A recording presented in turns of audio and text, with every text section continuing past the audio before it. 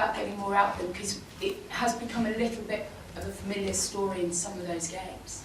Well, depending, obviously, if you look at an example of a game or 2 or 3, that's a very short sample. You cannot use that.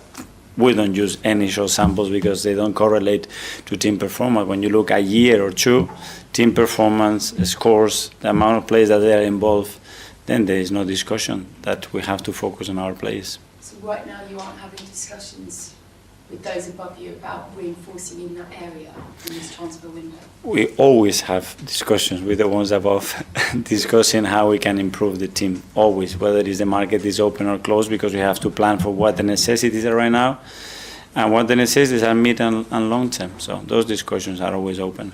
It's not a priority of yours? Sorry? If you could bring someone in, is that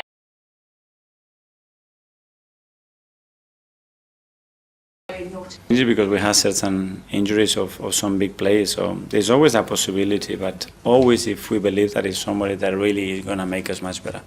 And just finally, the all-important question, how's the ball for the weekend? Because it's another new ball and it's a very special ball, isn't it? You're playing. Why is that so important? Because it's a different brand, but also it's a special one because Manchester United are the holders, so they've got an extra. And because of the colour.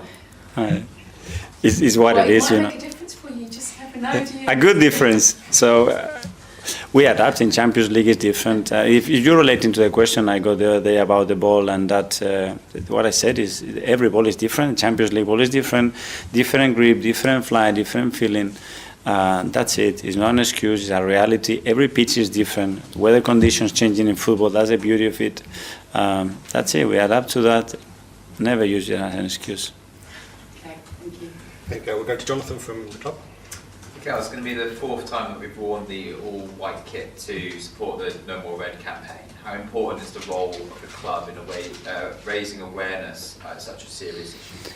Great, because we have so many people putting so much effort, putting their lives to try to improve.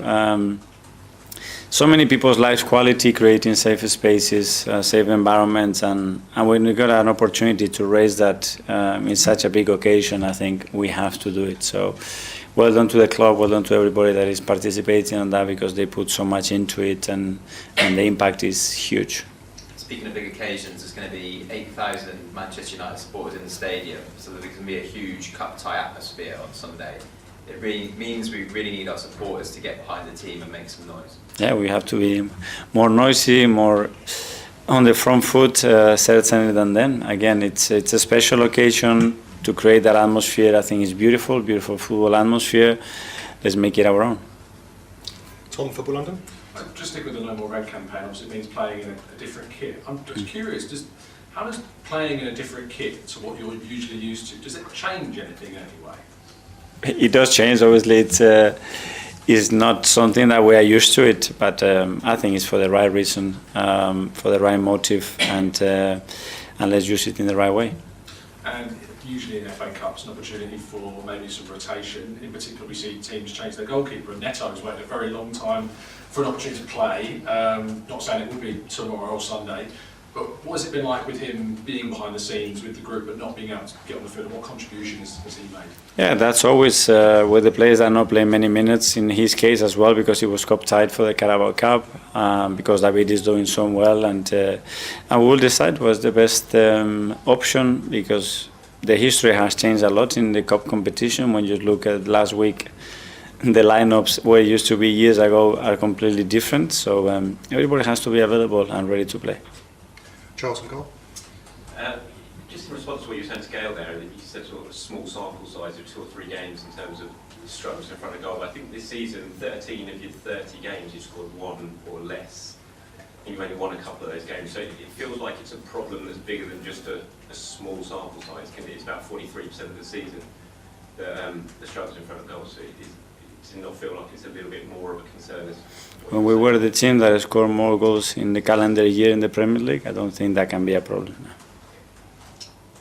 One of those players, Martin, has been so sort of consistent in front of goal the last couple of seasons. I think he's only scored once this season, and that wasn't from open play, it was a penalty. How big a concern is that? Why do you think we've sort of the goals we've come to expect from mine have dried up a little bit? Because there are moments sometimes, and probably sustaining, and that's again when you go to probability and when you go to samples, sustaining attacking midfielder scoring 15 goals like he did 2 years ago, it doesn't happen. Because it hasn't happened in 50 years.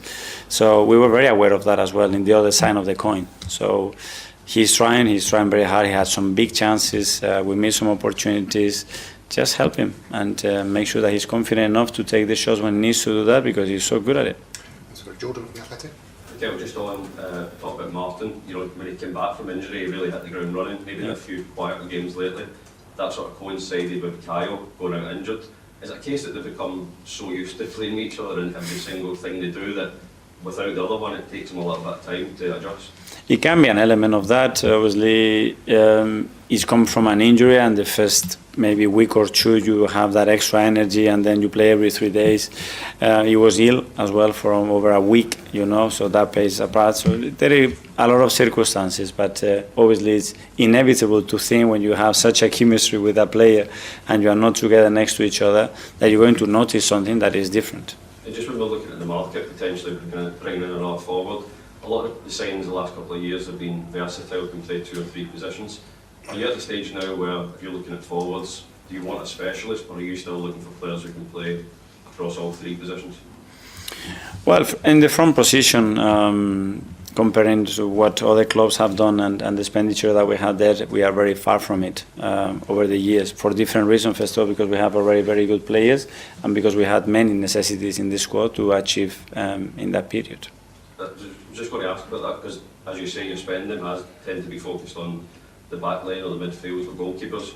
Is that something you're aware of, and is that something that now will change in your squad building? Yeah, very well, because we have certain limitations and we have a lot of gaps and a lot of things to cover to become the team that we want. And then the availability of those players, can you afford them as well, even if you want to?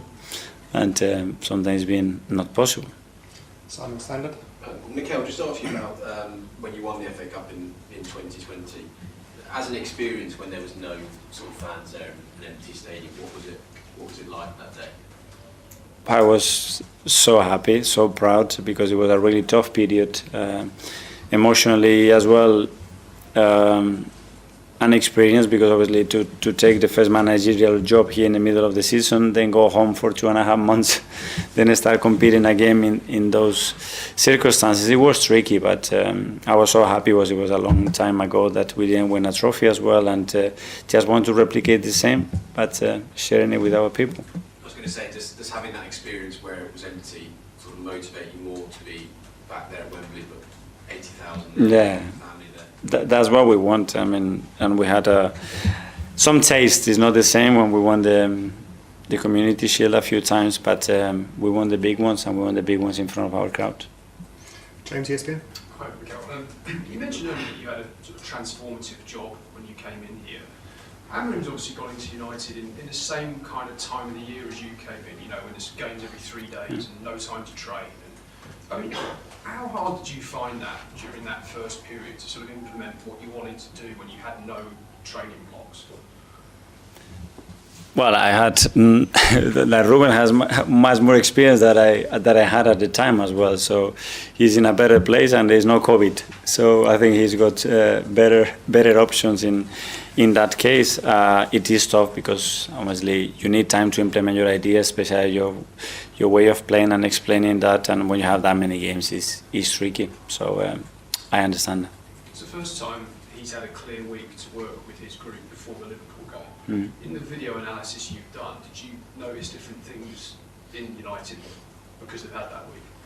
Yeah, it's true. They play a little bit different as well with the personnel that they use, the location of certain players, that their characteristic of the players at the end dictates as well what they do, where they have more threats on ball side, 2 feet in behind, because that's at the end what determines the behaviors of a team. And it is different the last few weeks to when we played them here at home. So I'm expecting a few different things, yeah. Okay, last couple in the live section. Firstly, Phil at PA at the back there. Hi. Ian Wright said after the Newcastle game that you need help from the board because if it carries on like this, it's going to be difficult to score. Is that? Do you agree with that, or just your response to that? No.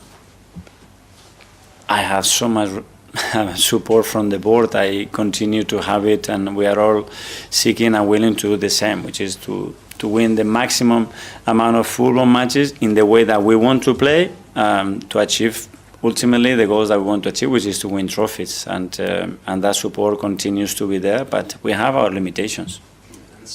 Always seems to be so much external noise, whether it's from ex-players or social media. How do you personally deal with that? Because it always seems to be someone telling you what you need to do. Sorry? There always seems to be someone telling you what you need to do in terms of like ex-players or social media or fans. How do you personally deal with that? I mean, that's their job as well, no? To have their opinion and to put them and present them and give the right reasons to do that. So for me, it's not a problem at all. Okay, Mel in Spanish. Hola, Mikel. Hola. El domingo va a estar el equipo vestido todo en blanco para la no más rojo campaña, que es una causa muy importante. ¿Cómo preparas los jugadores para traer tanto atención a ese partido y cómo van a estar vestidos? Bueno, los jugadores están acostumbrados a jugar partidos grandes. Es un partido grande, una competición que está muy ligada a la historia de nuestro club, porque la hemos ganado 14 veces y con mucha ilusión.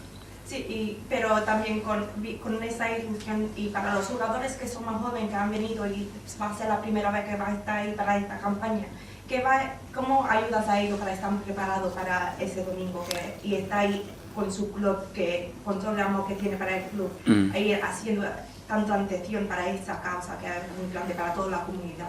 Creo que hay una comunicación muy buena dentro del club para explicar a los jugadores todo lo que hacemos con nuestra comunidad, todas las ayudas que intentemos proveer, el impacto que tienen ellos, porque al final los jugadores tienen que estar involucrados, porque son al final los que tienen el poder también de llegar a mucha gente que tiene necesidades de ayuda, y yo creo que ellos están felices de que podamos hacerlo y ojalá que el domingo sea un día bonito. Sí, esta FA Cup, ¿qué es tu visión para 2025, para ganar esta copa? ¿Qué tienes que hacer? Prepararnos muy bien y ganar el domingo, no hay otra. Es ir partido a partido, es intentar ser mejor que el rival y centrarnos en el presente. Y lo que venga después será un mérito de lo que hayamos hecho en ese camino. Vale, muchas gracias. A ti. Okay, that finishes the live section. We'll now go to